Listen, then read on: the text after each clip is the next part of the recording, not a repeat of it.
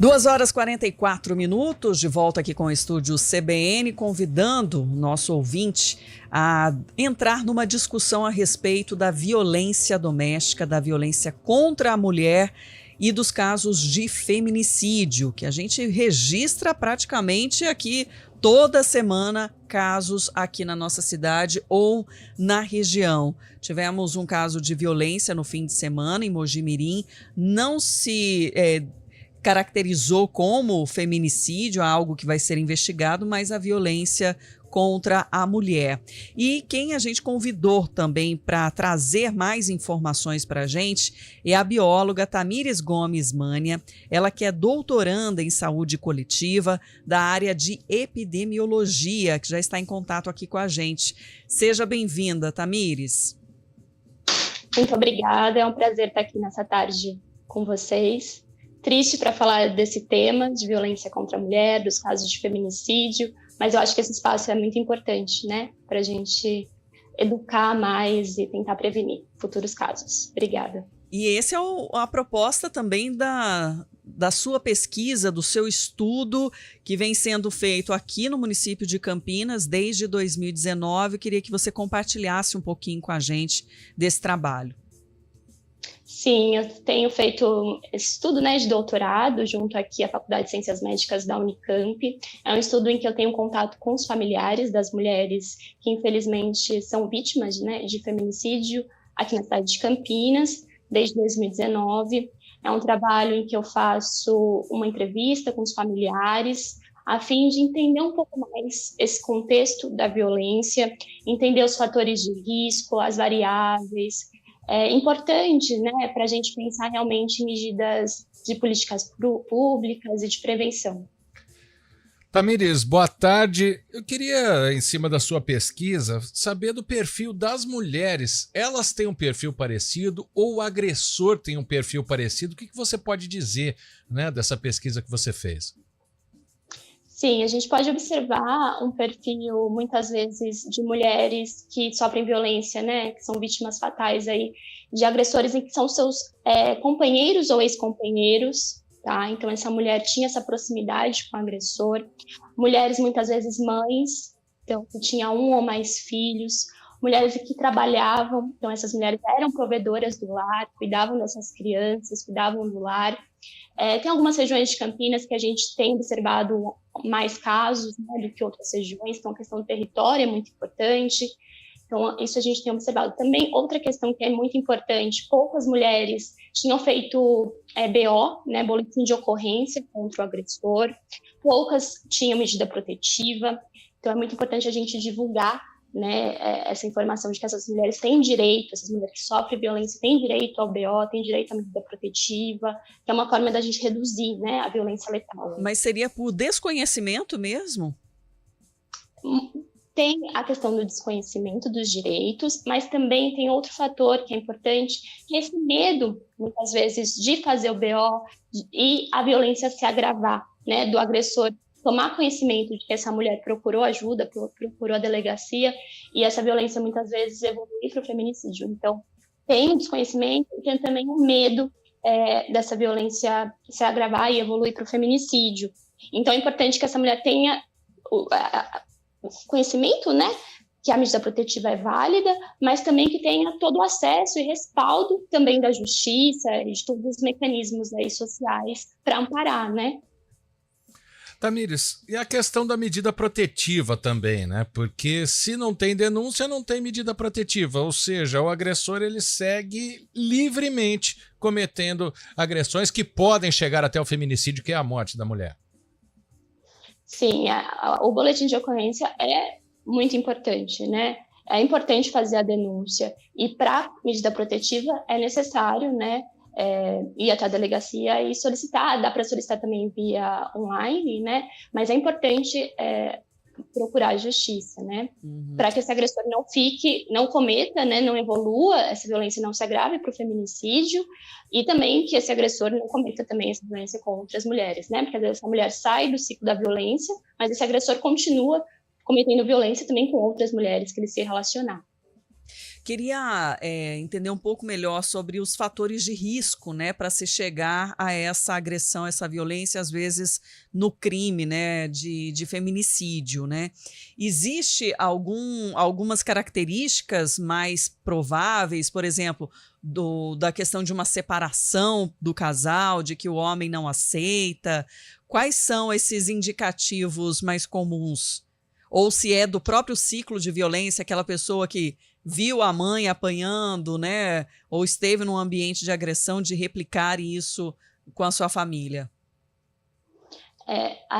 Os dos fatores de risco que a gente tem conhecimento aqui em Campinas, principalmente, é o fato dessa mulher já estar inserida num ciclo de violência, né? Então, uma violência anterior é um fator de risco. Então, se a mulher sofre violência psicológica, violência moral, seja uma violência física mais branda, né, entre aspas, então empurrão, tapa, isso é um fator de risco para se escalonar para o feminicídio.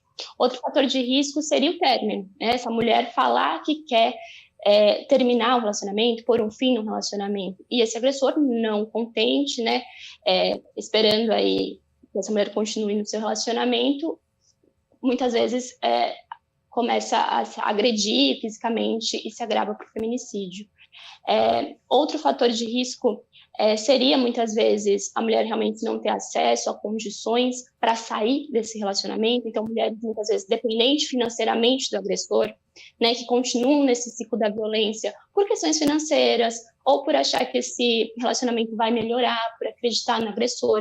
Às vezes, o agressor é pai dos filhos dessa mulher, então ela acredita e continua nesse ciclo da violência, né? Então, esses seriam alguns fatores de risco que a gente vê.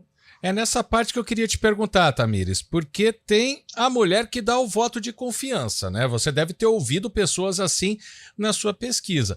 Mas o perfil do agressor sugere que ele não muda, né? A partir da primeira agressão, a mulher não deve acreditar que ele vai melhorar, né?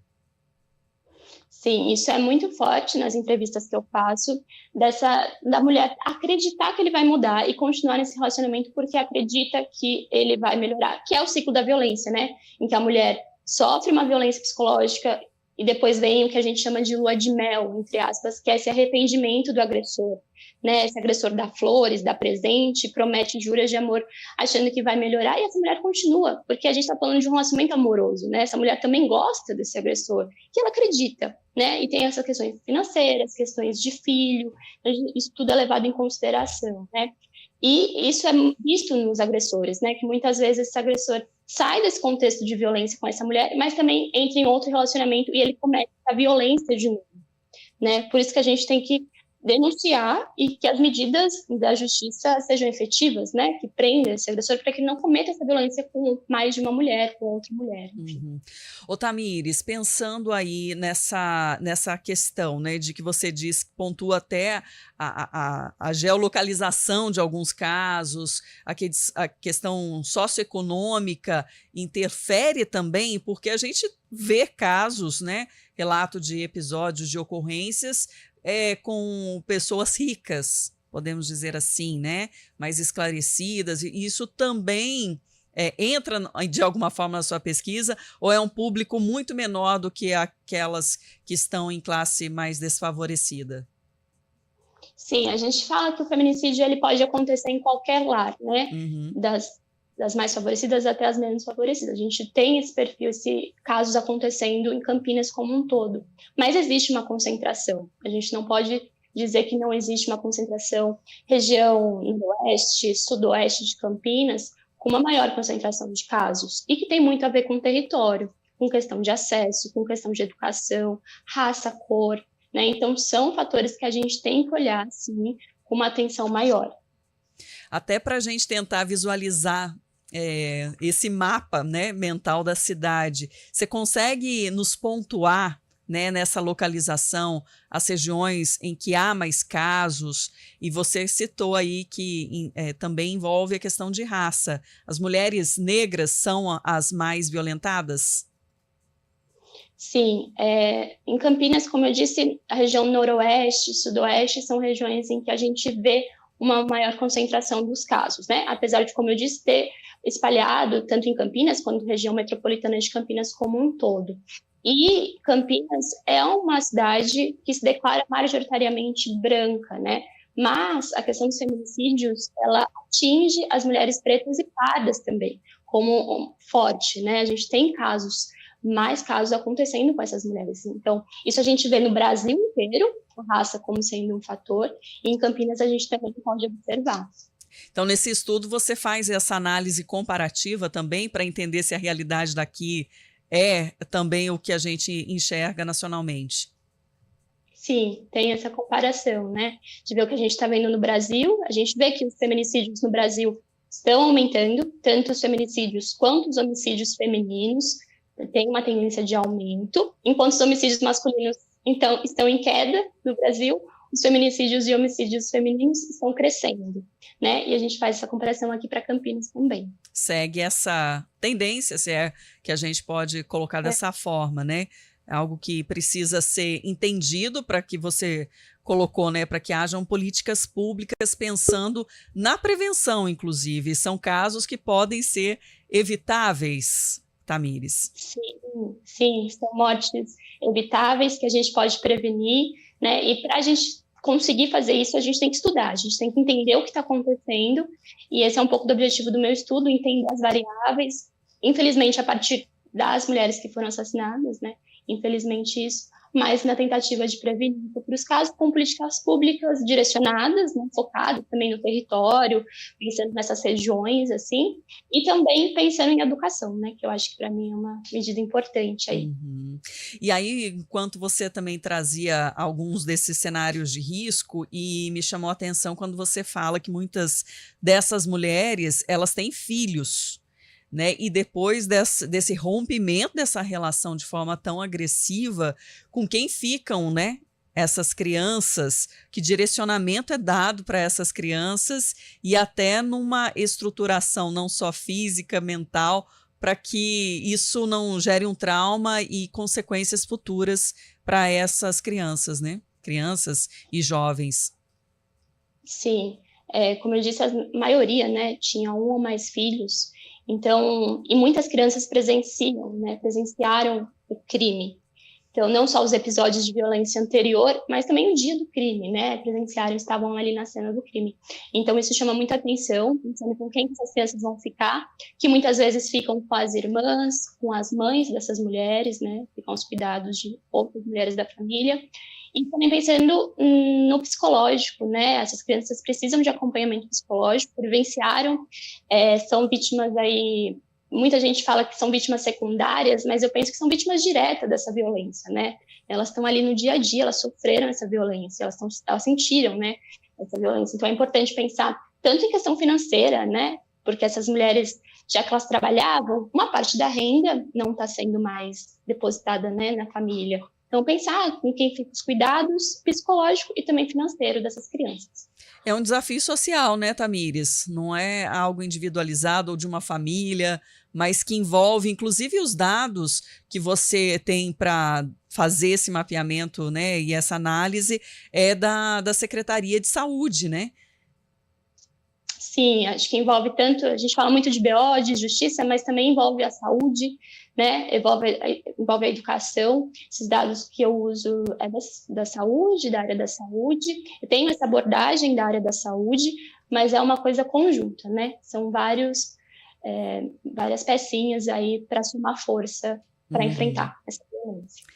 Tamires Gomes Ismani é bióloga e é doutoranda em saúde coletiva na área de epidemiologia, fazendo esse trabalho junto à Unicamp. E agradeço por compartilhar um pouco com a gente dessa sua experiência de estudo. Espero que isso fique disponível também para a comunidade de alguma forma e que possa contribuir para que a gente possa reduzir, né, reduzir esses indicadores que hoje realmente chamam a atenção.